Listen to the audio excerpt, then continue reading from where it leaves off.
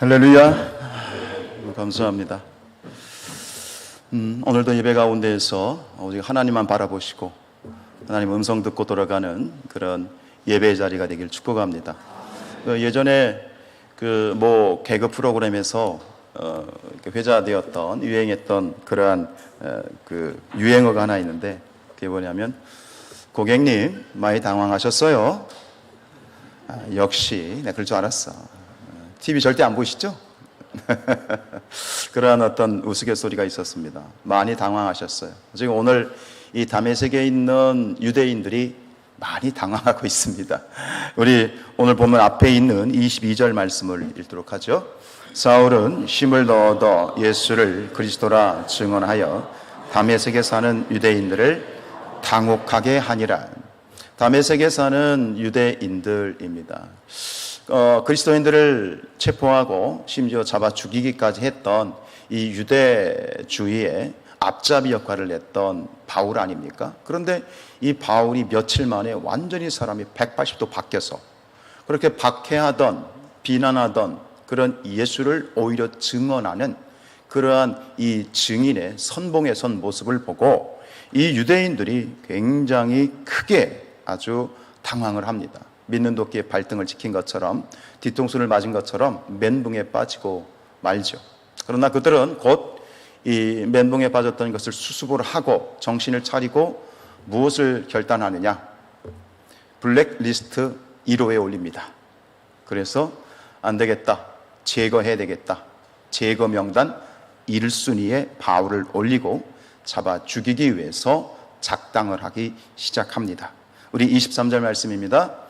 여러 날이 지나매 유대인들이 사울 죽이기를 공모하더니. 하나님을 믿는 유대인들입니다. 하나님의 사람들입니다. 그런데 하나님을 믿는 유대인들이 사울을 죽이겠다고 힘을 합하고 있습니다. 여러분, 하나님의 사람들은 죽이는 사람들입니까? 살리는 사람들입니까? 살리는 사람이죠. 그 이유가 어떻든 죽이기를 작정했다는 것은, 이것은 분명 하나님과 하나님의 뜻과 역행하고 있는 것을 우린 시작부터 발견하게 되는데, 오늘 우리가 23절부터 31절 말씀을 읽었습니다만 오늘 23절 말씀에 사실은 정말 깊은 그러한 교훈과 신학적인 교훈들이 있는데요. 우리 먼저 여러 날이 지났다 그랬습니다. 이 여러 날이 지났다는 것은 바울이 이제 예수님을 만나고 회심을 한 다음에 이 여러 날이 지난 건데, 우리는 여기서 질문을 해야 됩니다. 도대체 여러 날이 얼마나 지난 것일까? 얼마나 지났을까요? 성경에는 나와 있지 않지만 지금 앞에 읽었던 22절과 23절 사이에는 그 시간이 얼마가 흘렀냐면 3년이 흘렀습니다. 여기서 여러 날이라고 하는 그러한 날로 번역되어진 헬라어 이 하카노스라는 말에는 충분히 많은 시간이라는 뜻입니다. 단순히 일주일, 앞에 19절에도 보면 며칠이라는 말이 나오잖아요. 며칠 동안 제자들과 함께 머물렀다라는 말이 있는데, 그 며칠은 아마 일주일도 안 되는 기간이었겠지만 여기서 여러 날은 아주 충분히 긴 그런 시간을 의미하는데, 바로 학자들은 뭐라고 얘기하느냐? 이것이 3년이다. 왜 3년이냐? 갈라디아서에 보면 사도 바울이 자신의 행적에 대해서 갈라디아 교회에 이렇게 얘기를 하고 있거든요. 갈라디아서 1장 17절로 18절입니다. 또 나보다 먼저 사도된 자들을 만나려고 예루살렘으로 가지 아니하고 아라비아로 갔다가 다시 다메섹으로 돌아갔노라. 그 후 3년 만에 내가 게바를 방문하려고 예루살렘에 올라갔다 그랬습니다. 이 이야기 때문에 그렇습니다. 즉 지금 다메섹에 있던 이 바울이 잠시 아라비아는 사막을 말하는데, 아라비아 사막에 기도하러 갔다가 3년 만에 다시 돌아와서 오늘 26절에 보면 이 바울이 피신을 해서 예루살렘으로 내려가지 않습니까? 제자들을 만나잖아요. 바로 그 이어지는 이야기와 지금 여기서 지금 매칭이 되는데, 바로 저 위에 있는 내용이 비어 있는 겁니다. 즉 3년의 시간이 흘러서 지금 다메섹으로 다시 돌아왔어요.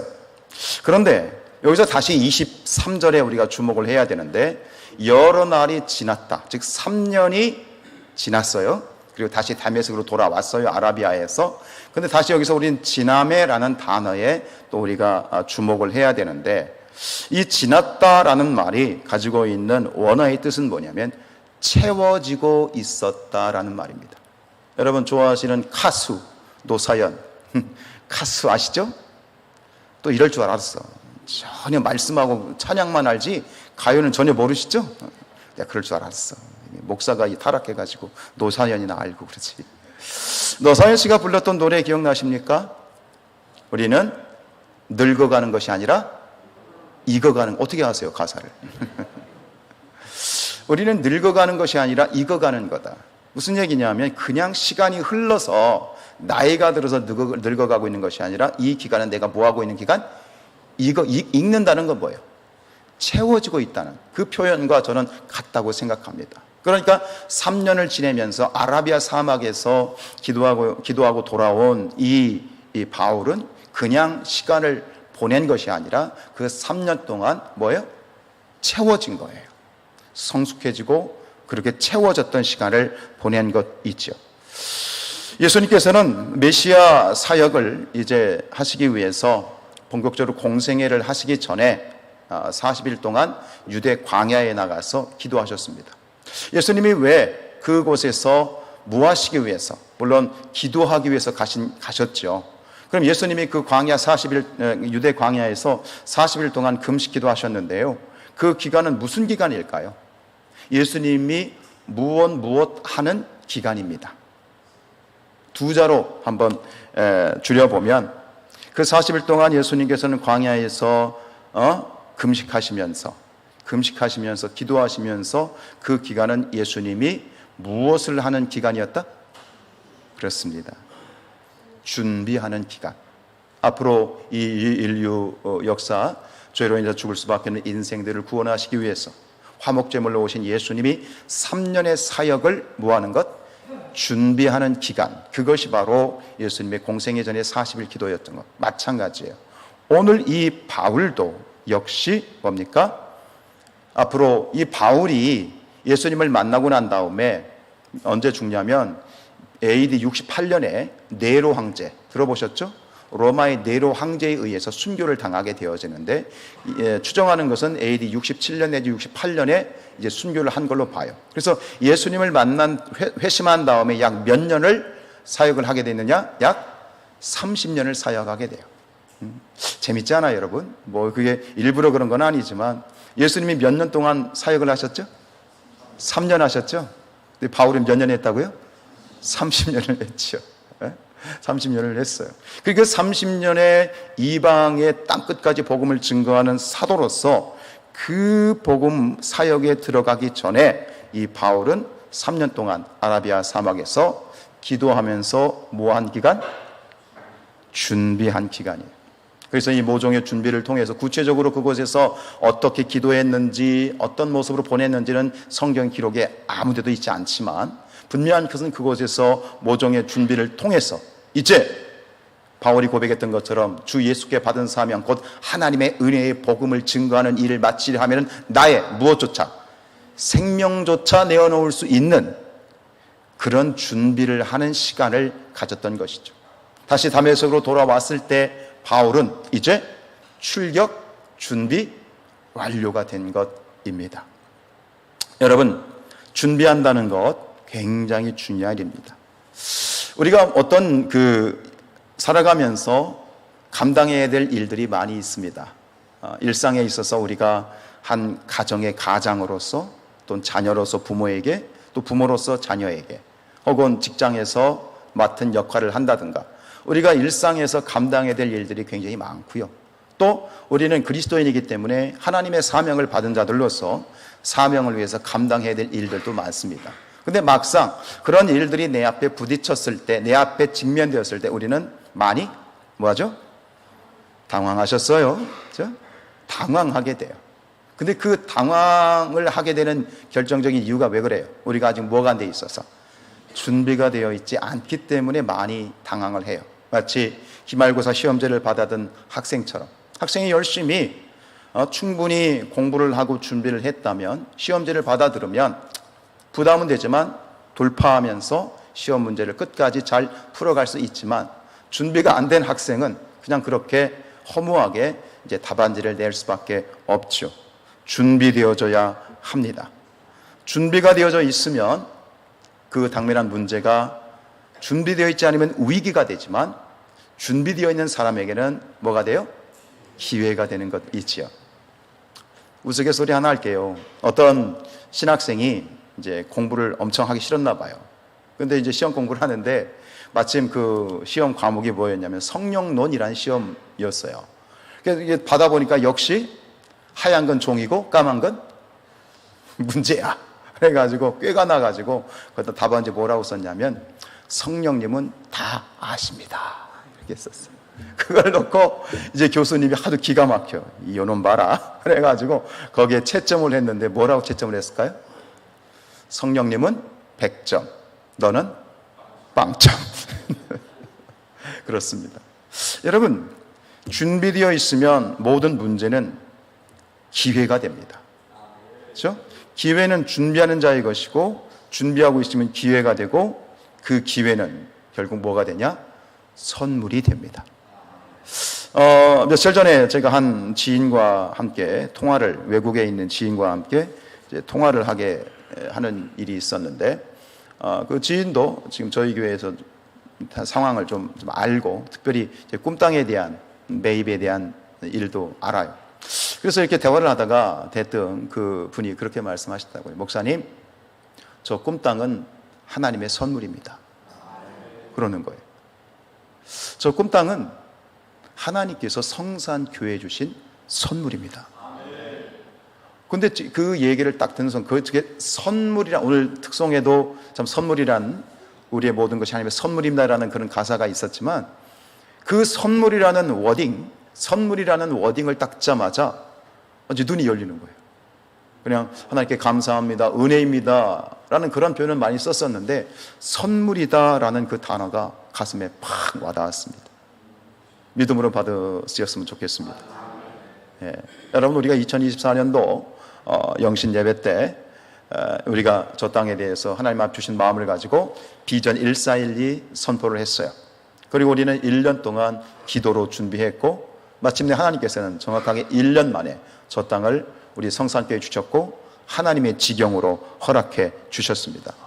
성산교회를 아는 분들, 지역의 목회자들이나 또 지인들이나 많은 분들이 이 성산교회를 방문하여서 저 땅을 딱 바라보면서 이구동성으로 하는 얘기가 있어요.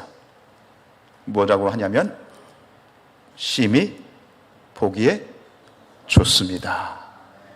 할렐루야.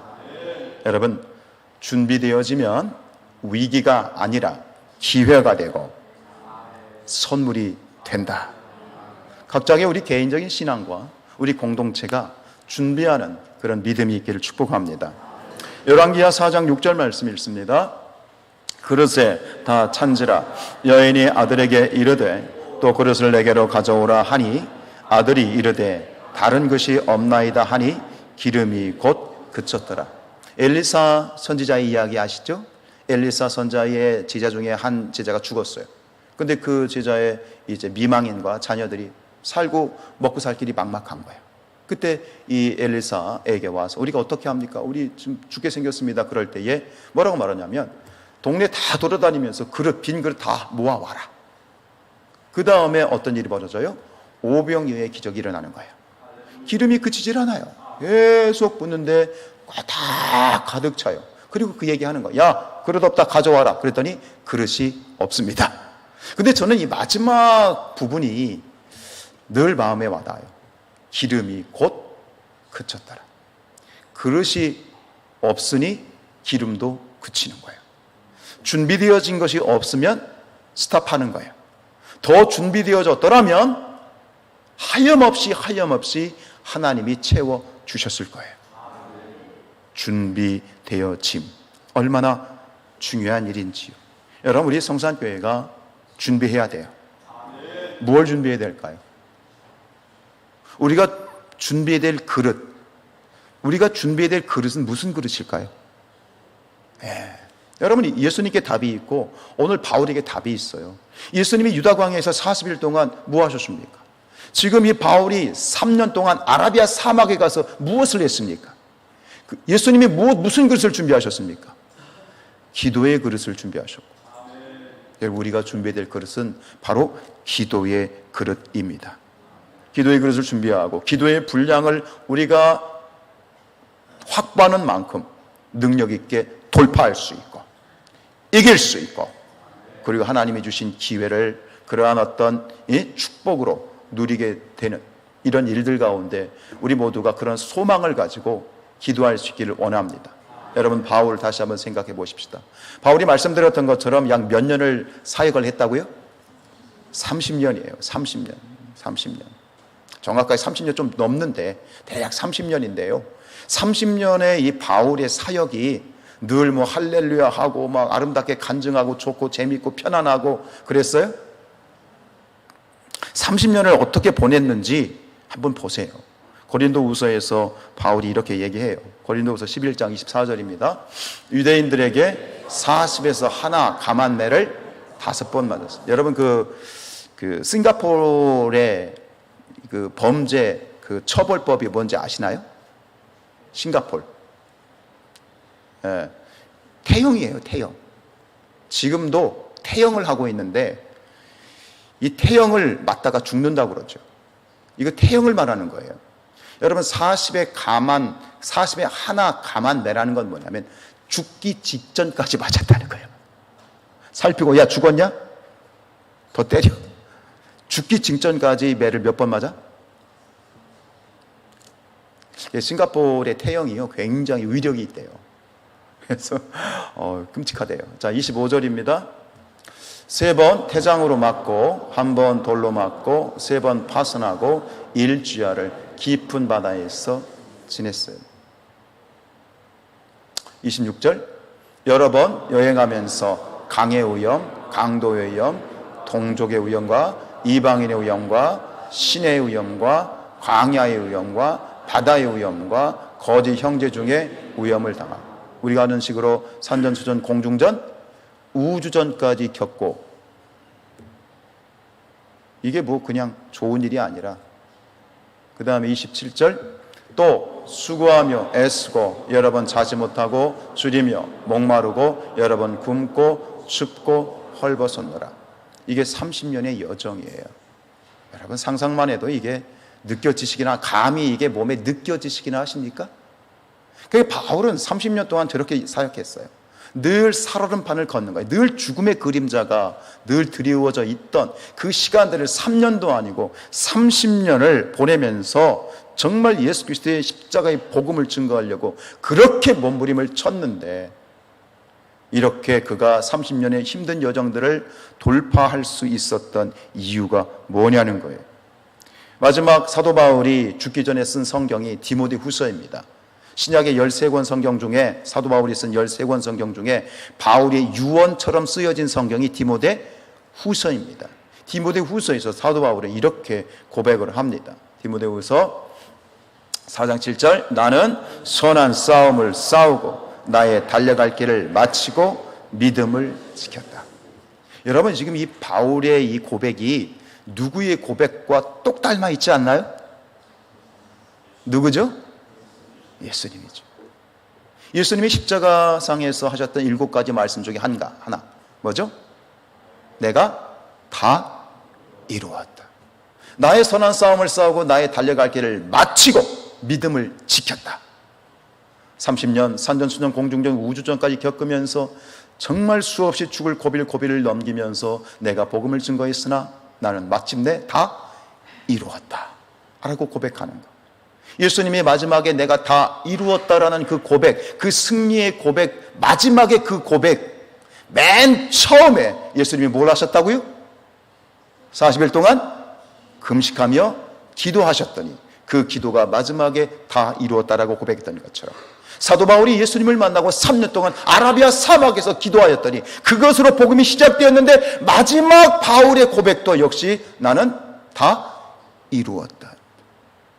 그 많은 시간들의 이 엄청난 사역을 감당할 수 있기까지 바울은 그렇게 기도의 그릇을 준비하였고 돌파하였던 것처럼, 오늘도 역시 우리의 삶 가운데 매일매일이 녹록하지 않지만 역시 우리의 삶을 돌파하고 우리의 맡은 바 사명을 감당하기 위해서는 역시 우리도 날마다 준비되어져야 된다. 그래서 성경은 뭐라고 얘기하느냐? 바울이 뭐라고 얘기하느냐? 데살로니가전서 5장 17절 말씀, 쉬지 말고 기도하라. 이건 이렇게 되는 거예요.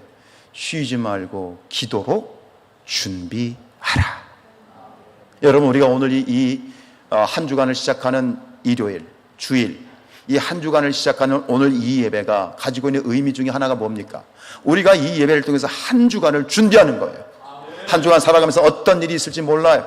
당장 내일부터 어떤 일이 있을지 몰라요. 그러나 그 모든 일주일의 삶을 하나님 임마누엘 하시고 붙잡아 주시고 돌파하게 하시고 승리케 해 주십시오. 하나님이 나와 함께 하시면 나는 할 수 있습니다. 준비하는 시간이야. 그래서 이 주일이, 이 예배가 얼마나 중요한지 몰라. 여러분, 믿음으로 축복합니다. 여러분들은 이 한 주간을 준비하셨기에 승리하셨습니다. 옆에 있는 분들하고 이렇게 축복합시다. 당신은 일주일을 승리하신 겁니다. 할렐루야.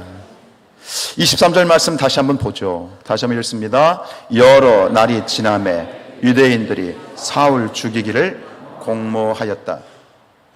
3년 만에 바울이 다시 돌아왔어요. 돌아오자마자 그것을 본 유대인들이 누가 뭘 할 것도 없이 서로 모여가지고 야, 저거 죽여버리자.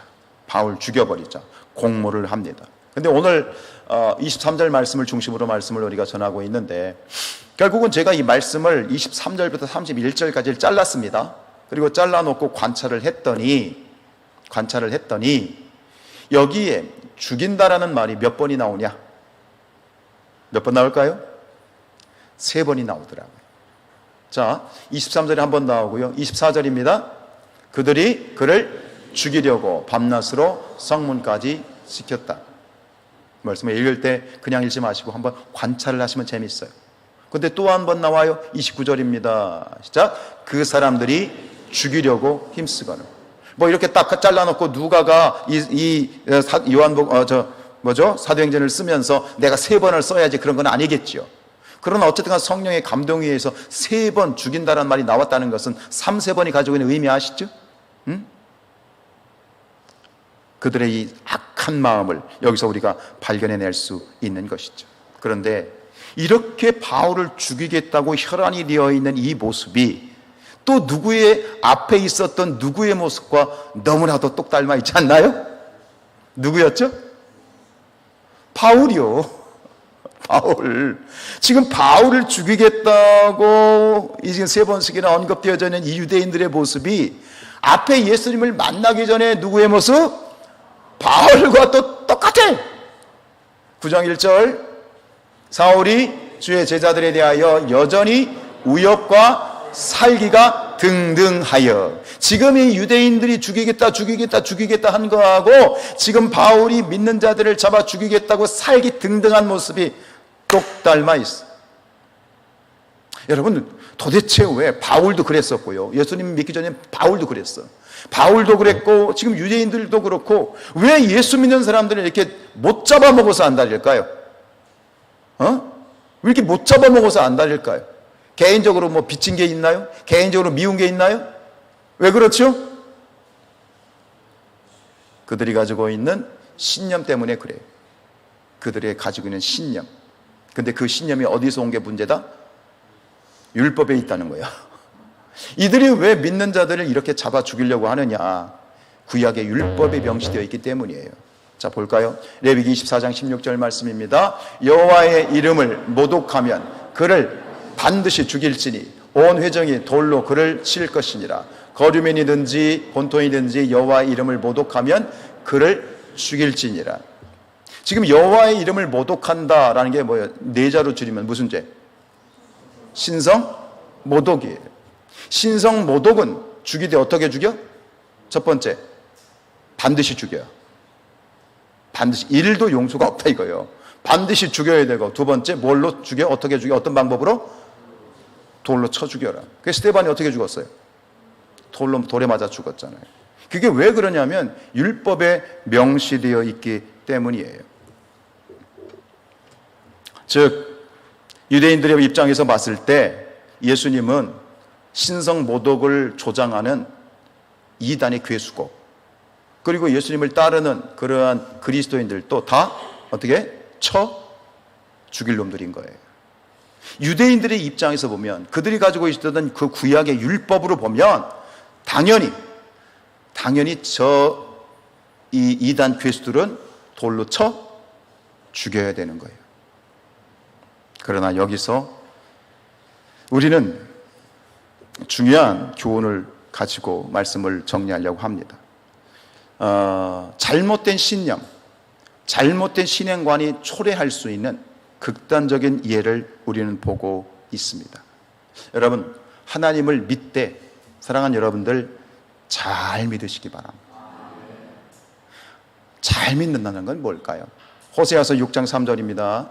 그러므로 우리가 여호와를 알자, 힘써 여호와를 알자. 잘 믿는다는 것은 잘 알고 믿어야 돼. 잘못 믿으면 이렇게 되는 거예요. 사람을 죽이는 거예요.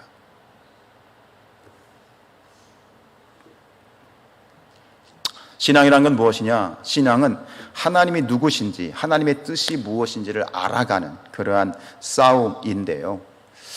오늘 이 유대인들은요, 철저히 율법주의에 빠져 있어요. 율법주의. 근데 여러분, 유대인들은 율법은 알았지만 누구를 몰랐을까? 율법은 알았지만 그 율법을 주신 누구? 하나님은 모르는 거예요. 구약의 율법은 지키면 복 받지만 안 지키면 어떻게 돼요? 저주를 받죠. 그런데 많은 말씀들을 그냥 짧은 시간에 정리해서 말씀을 드리면, 구약의 모든 율법을 예수님이 오셔서 완성하셨어요. 즉 예수님은 구약의 율법을 완성하신 분이에요. 그러면 율법의 완성은 무엇이냐?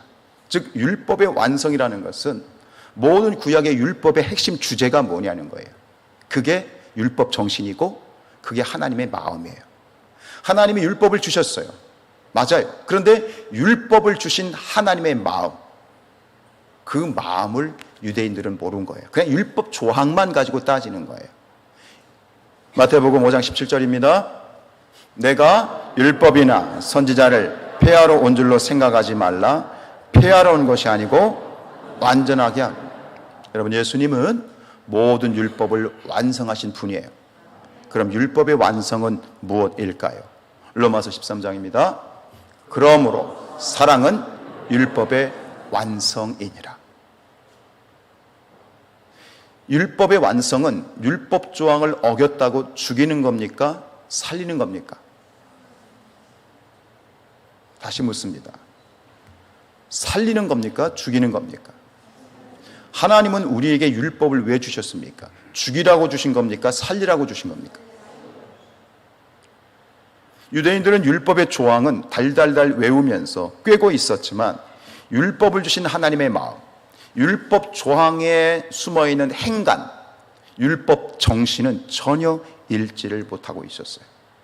예레미야서 29장 11절 말씀입니다. 여호와의 말씀이니라. 너희를 향한 나의 생각을 내가 아나니 평안이요 재앙이 아니니라. 너희에게 미래와 희망을 주는 것이니라.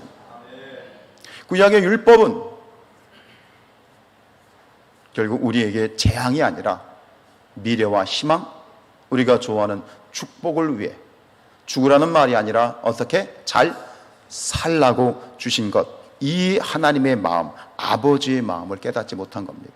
우리가 부모로서 자녀들에게 이렇게 말할 때가 있습니다. 너 이거 똑바로 해, 이렇게 해.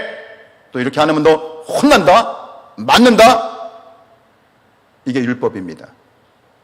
그러면 저는 제 아이를 때리겠다는 겁니까? 몽둥이로 그냥 다리 모감지를 그냥 부러뜨려 놓겠다는 겁니까? 왜 그런 말을 하죠? 너 그렇게 하면 잘못된다. 큰일 난다. 아시겠습니까? 너 잘못하면 혼난다. 이게 율법이에요. 근데 그 말을 하는 아버지의 마음은 읽지를 못한 겁니다. 바로 이 예레미야서 29장 11절 말씀, 이게 뭐예요? 이게 복음입니다. 예수님께서는 죄로 인해서 죽을 수밖에 없는 우리를 위해서 그 율법을 완성하시기 위해서 무엇으로 율법을 완성하셨습니까? 십자가에서 자신을 내어 죽이심으로. 우리가 아직 죄인 되었을 때에 예수 그리스도를 십자가에 죽이심으로 말미암아 당신의 사랑을 확증하신 겁니다.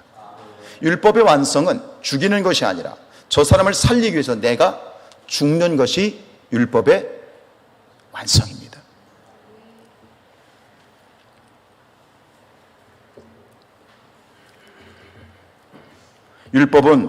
율법의 존재 이유는 정죄하기 위해서 있습니다. 너 이런 죄를 졌어? 그러나 복음의 존재 이유는 그 죄 지은 자들이 용서를 받고 구원을 받기 위해서 우리에게 복음을 주셨습니다. 그런데 오늘 말씀을 정리하면 우리가 신앙생활을 하면서 지금 이 유대인들처럼 이런 율법주의에 빠져서 안타깝게도 이러한 행동을 하는 그러한 우리 그리스도인들이 적지 않게 있다는 것을 보고 많이 놀랍습니다. 여러분, 율법주의에 빠져 있는 신앙, 지금 이 유대인들과 같이 이런 살기 등등해서 바울을 죽이려고 하는 이 공목, 여러분 복음 안에 거하십시오. 율법 안에 거하지 마십시오. 예수께서는 우리에게 너희가 진리를 알지니 진리가 너희를 자유케 하리라. 우리를 지금 자유케 하셨죠. 이게 복음이죠. 근데 여전히 우리가 율법 안에 있어요. 우리를 율법에서 해방시켜 주셨는데 거꾸로 율법으로 돌아가. 왕자와 거지처럼. 그러면 지금 내 신앙이 율법주의에 기울어져 있지 않은가라고 하는 제가 증거와 기준을 제시합니다. 그게 뭐냐면 내 안에 누군가를 정죄하는 마음이 있으면 그분은 율법주의에 기울어져 있는 거예요. 아시겠습니까? 다들 찔리세요? 갑자기? 다른 사람을 정죄하는 태도, 그리고 이 율법주의에 빠진 분들, 율법주의에 기울어져 있는 신앙은 늘 손에 짱돌이 들려 있어요. 너 내가 내 눈에 띄기만 해. 그냥 냈다 보이면 짱돌 던져버리는 거예요. 정죄하는 거지. 여러분, 예수님께서는 3년 동안 이 율법주의와 맞서 싸우셨어요. 성경을 보십시오. 끊임없이 종교 지도자들과 부딪히죠. 그리고 결국 예수님은 누구의 손에? 이 율법주의자들의 손에 의해서 십자가에 처형당하셨죠. 그렇게 정죄하면서 이들은 끊임없이 얘기합니다. 이게 누구의 뜻이다? 하나님의 뜻이다. 이게 하나님의 말씀이다 라고 착각에 빠져서 그렇게 정죄를 하지요. 사랑하는 우리 성산의 가족들이요, 하나님 말씀대로 산다는 것은 짱돌을 늘 들고 다니면서 잘못한 사람들을 정죄하는 것이 아니라, 그런 숨막히는 율법주의자로 사는 것이 아니라 복음 안에 자유하며 누군가의 흠이나 잘못이 눈에 보일 때 그걸 가지고 뒷담하거나 호박식하거나 다른 사람에게 전달하거나 비판하는 것이 아니라 어미닭이 병아리를 품듯이 품고 이렇게 얘기하는 거예요. 그럴 수 있죠. 나는 저보다 더하면 더했지 못하죠. 왜 정죄합니까? 나는 옳고 너는 그르다는 거예요. 여러분, 우리가 하나님 앞에 의롭다고 내세울 수 있는 게 있어 없어요? 그런데 왜 우리는 정죄하는 걸까요? 우리는 정죄하는 마음, 율법주의와 싸워야 됩니다. 다른 사람에게 돌을 던지면 그게 다른 사람에게 돌을 던지는 것이 아니라 예수님 십자가에, 다시 예수님을 십자가에 못 박게 되는 것임을 우리가 깨달으면서, 여러분, 우리 안에 복음 안에 있다는 것은 어떤 마음이냐? 사랑하는 마음, 품어주는 마음, 용서해주는 마음. 너도 부족하고 나도 부족하고 우리는 모두 하나님의 은혜가 필요하다. 라고 고백하면서 함께 기도해 주는 그런 것이지요.